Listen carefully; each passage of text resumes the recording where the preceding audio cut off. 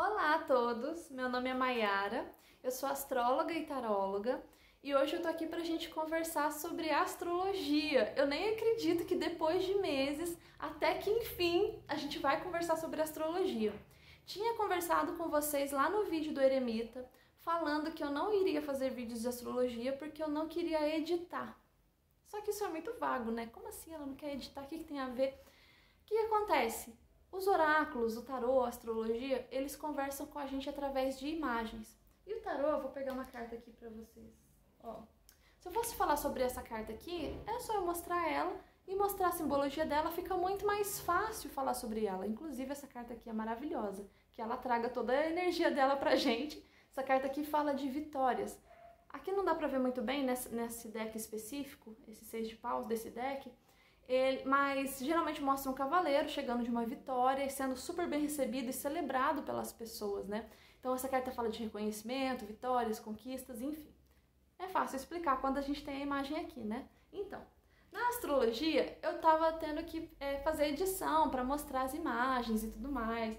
O vídeo que eu fiz de 50 minutos, ele me levou, tipo, quase uma semana para ficar pronto, enfim. E ainda não ficou lá aquelas coisas, mas é muito trabalhoso, sabe? E a ideia disso aqui é conversar com vocês aqui, tipo, eu tô sentada no meu sofá, sabe? É como se fosse uma conversa, como se eu estivesse contando pra uma amiga uma coisa que eu sei, que eu aprendi. Quando eu falo das cartas aqui, é igualzinho quando eu tô com os meus amigos falando sobre a carta e tudo mais. Não queria uma coisa muito... Tanto que não tem roteiro, não tem nada, né? E eu queria que um vídeo de astrologia fosse assim também, né? Bem no estilo Maiara, assim, saindo. E pra isso, o que eu fiz? Se a astrologia também fala por imagens, então vamos fazer uma impressão, né? Porque o que acontece? Eu imprimi até 3, porque eu quero fazer um vídeo também de aspectos, vai ficar bem legal pra mostrar pra vocês a diferença nesses 3 exemplos. Esse aqui eu peguei de assim, aleatório, e é um que tem o ascendente em Virgem. E o que acontece? Eu me perdi, tá vendo? Não tem roteiro. Como a astrologia fala sobre através de imagens, temos aqui uma imagem, então problema resolvido. Inclusive eu sinto que seria muito mais rápido fazer aquele outro vídeo. Assim, ó, é só mostrar aqui, ó, fica mais fácil. Olha aqui, gente, ó, aqui a gente tem o mapa astral, aqui a gente tem as casas as casas principais, que estão nessas linhas mais aqui em negrito, né, reforçadas, essas 4 casas aqui. Olha lá, o ascendente começa aqui, esse espaço todo aqui é a casa 1, tá vendo? Aqui a gente tem o fundo do céu, que é o ponto mais baixo da nossa orientação naquele momento, no mundo, de onde a gente está. Então vamos supor, se a Terra está aqui, e vamos supor que isso daqui fosse o mapa do momento agora, vamos supor. Aqui representaria a parte de baixo da Terra, embaixo da Terra, lá do outro lado, enfim, tá? E dos nossos pés, digamos assim, tá? Aqui é o descendente, que é onde o Sol se põe, e aqui é o ponto mais alto do céu, no momento onde a gente tá e aonde a gente tá, certo? Ó, pra você ver como é que fica muito mais prático. Talvez você não tenha entendido nada.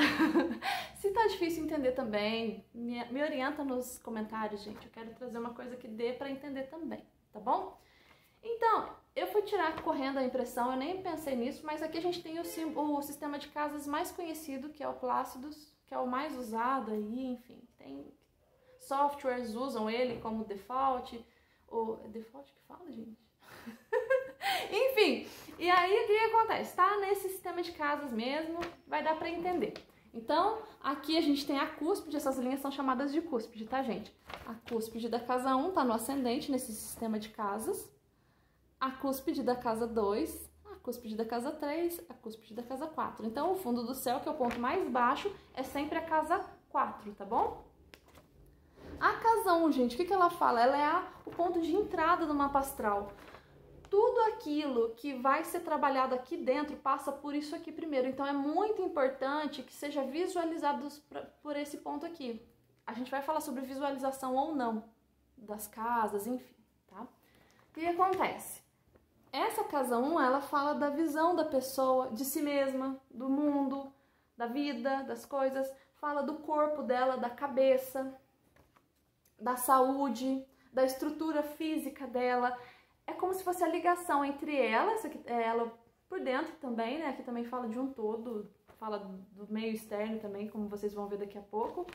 Mas aqui fala da percepção da pessoa e da pessoa, fala do corpo da pessoa. Tanto que em astrologia horária, que é quando a gente levanta mapas astrais para responder uma pergunta, a casa 1 sempre vai representar o querente, ou seja, quem está fazendo aquela pergunta, tá bom? Quem quer saber a resposta daquilo ali. Então a casa 1 fala de corpo, fala da gente, fala da nossa aparência física. Os planetas que estiverem aqui vão influenciar. O ascendente, o signo que está no ascendente vai influenciar na aparência da pessoa também, tá bom? Aqui nesse caso a gente tem Mercúrio aonde? Olha lá, ó. Quem rege Virgem é Mercúrio. Mercúrio também vai representar o corpo da pessoa, tá? E aqui nesse caso Mercúrio está sendo afetado por Saturno, ó. E ele está bem próximo até do Sol, inclusive, tá? Então, assim, essas influências aqui também vão falar da expressão da pessoa, da aparência física da pessoa. Aqui a pessoa provavelmente ela tende a ser mais magra, né? Até porque Saturno está conjunto aqui, está em Capricórnio, que é um terreno que geralmente fala. Aí vai ter gente falando, ah, mas eu sou capricorniana, eu não sou magra. Não é assim, tá, gente? Pelo amor de Deus. Mas aqui geralmente é uma pessoa mais... Não é nem só sobre ser magra, porque Virgem também geralmente fala de uma pessoa mais esbelta, né? Então se a gente junta Virgem com Capricórnio, ainda mais com essa ação de Saturno, Saturno tem tendência a diminuir aquilo que ele toca, sabe? Então a pessoa geralmente vai ser mais ossudinha, sabe? Geralmente muito... o povo fala que geralmente que quando a aparência da pessoa é muito tocada por Capricórnio, ela tem até uma boa... Como é que fala? Ela é fotogênica. Vamos lá. Então, basicamente, aqui é o corpo, a aparência física, beleza. Aqui começa a casa 2, olha a linha aqui eu cortando, tá vendo? Aqui começa a casa 2, aqui fala de bens materiais, daquilo que o nativo ganha, daquilo que já veio ali pra ele também, aquilo que ele... Aliás, aqui fala tudo que é de bens móveis, a gente vê nessa casa 2 aqui, tá bom? Tudo aquilo que... automóveis, sei lá, coisas pequenos bens materiais, meus tarôs também, eles não são só bens materiais, gente, esquece. Tudo que eu tenho aqui, sei lá, o sofá aqui, ó, é casa 2 minha. A cortina também, são bens materiais que eu tenho, que eu mantenho comigo, certo? A casa 2 também fala de comida, fala daquilo que vem a agregar na estrutura física, né? Por isso que fala da alimentação, enfim.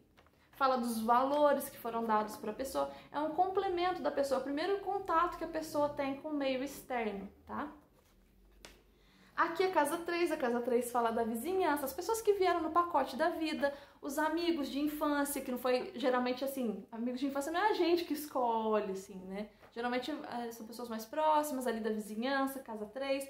Casa 3 fala de vizinhança, clientes que estão sempre ali na onde a gente trabalha, que não é nosso, né? Mas a gente sempre está atendendo, pessoas que a gente sempre vê na rua, enfim, são essas pessoas. Os parentes também, que não é que a gente não queira eles na nossa vida, tá, gente? Mas é que não foi a gente que escolheu. A gente pode muito bem querer muito eles na nossa vida. Por exemplo, eu quero muito meu irmão na minha vida, mas não fui eu que escolhi, né?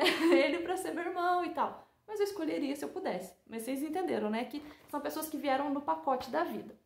A casa 4 fala da nossa família no sentido de base, sabe? As nossas bases, as bases morais, aquilo que foi... que a gente tem, assim, de suporte na nossa vida, né? A nossa família enquanto pessoas que nos levantam ali na nossa criação, que dão ali a nossa ideia de, enfim, de vida. Fala do ambiente no qual a gente nasceu, no qual a gente cresceu. Fala da casa mesmo, né? Da terra ali, do lugar, do ambiente, né? Onde a gente nasceu. Fala do nosso pai, né? A figura que tradicionalmente dá o suporte, ou pode ser a figura paterna que dá esse suporte, enfim, vai de cada autor, gente, isso daí dá uma confusão, esse negócio de falar que casa 4 é mãe ou casa 4 é pai, mas enfim, tradicionalmente a casa 4 é pai. A casa 5 é uma extensão dessa casa 4, pode falar do dinheiro do pai, pode falar dos filhos, daquilo que a gente cria, de tudo aquilo que a gente investe, né, nossos investimentos, não é investimento, coisas que a gente traz a realidade mesmo, sabe? Por isso que fala de filhos também. A casa 6 fala de trabalho, rotina, aquilo que nos tira a vida, que nos rouba a vida. Por quê? Porque a casa 6 não é visualizada pelo ascendente.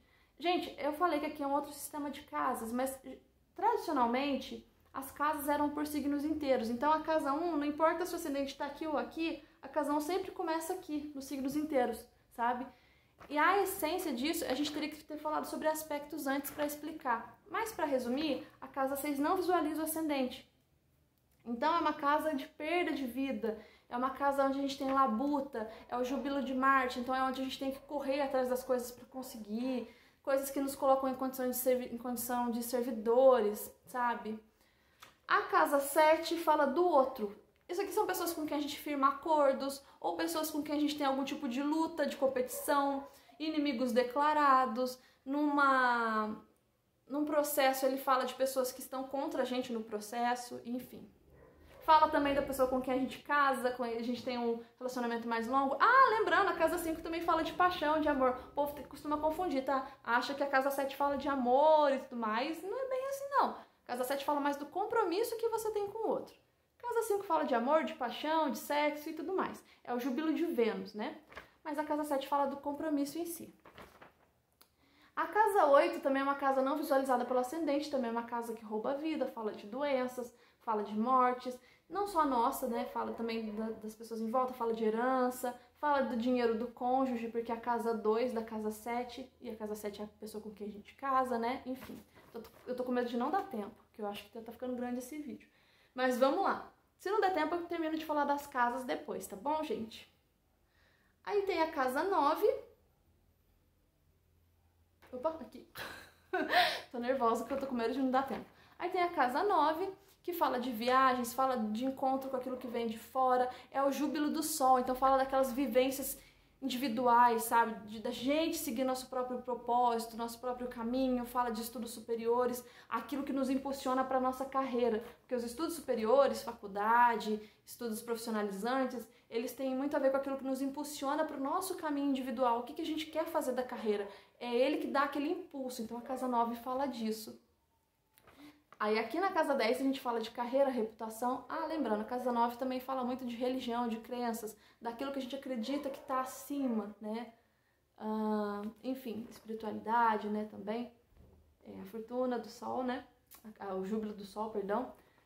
A casa 10 fala de carreira, fala da nossa reputação, como a gente é conhecido lá fora, né? Então, assim, os planetas aqui na casa 10 vão influenciar nisso também, na visão que as pessoas têm da gente, enfim. Aquilo que a gente mostra primeiro, aquilo que está na superfície, né? Tanto que uma pessoa que tem muitos planetas aqui em cima, ela vai ser muito óbvia, a vida dela vai ser bem assim, não um livro aberto, mas ela pode ser mais conhecida. Aí a pessoa que tem os planetas mais aqui embaixo, principalmente o Sol, vai ser uma pessoa mais retraída, mais caseira, mais reservada, sabe? Vamos lá. A casa 10 fala de todo um ponto alto de objetivos, de carreira.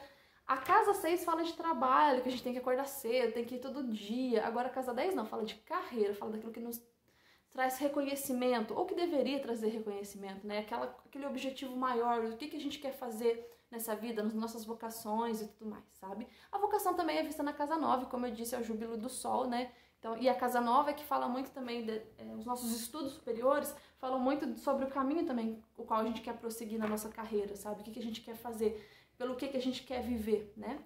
Aí a gente tem a casa 11, que vai falar dos resultados da carreira, fala do salário, da bufunfa. O povo costuma confundir casa 2 com isso daqui, tá? A casa 11 que fala do dinheiro que a gente ganha. A casa 2 são os nossos bens materiais, são aquilo que a gente guarda, né? Então, assim, eu acredito que aqui tem muito a ver também com os fundos, né? Aquilo que a gente mantém, né?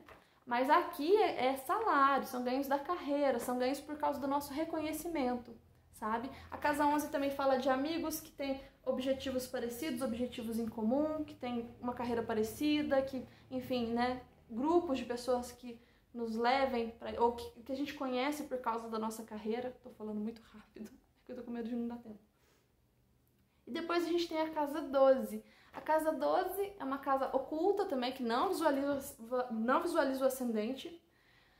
Também é uma casa de perda de vitalidade, mas ela também fala muito assim do mental, sabe? Fala muito da nossa saúde mental. A gente vê inclusive na casa 12 aquilo que nos prende fisicamente ou não, né? Fala de isolamento, é o júbilo de Saturno. Saturno adora limitar as coisas e isolar as coisas, né? A casa 12 fala de inimigos ocultos. Enquanto a casa 7 fala, sabe aquela pessoa que não dá certo com você, que tá sempre competindo e tá sempre tendo tretinho e problema? Essa pessoa é a casa 7. A casa 12 são pessoas que estão fazendo mal, a gente nem tá percebendo. E às vezes é a gente mesmo, né? Gente, tá dando tempo aqui, acho que não vai dar tempo de gravar mais. Eu espero que essa intro tenha dado uma ideia mais ou menos de como pode ser. Eu espero que nos outros eu consiga falar um pouquinho mais devagar.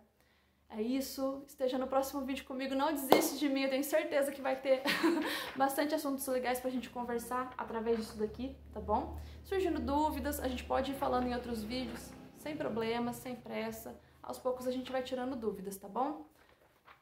Até uma próxima, então.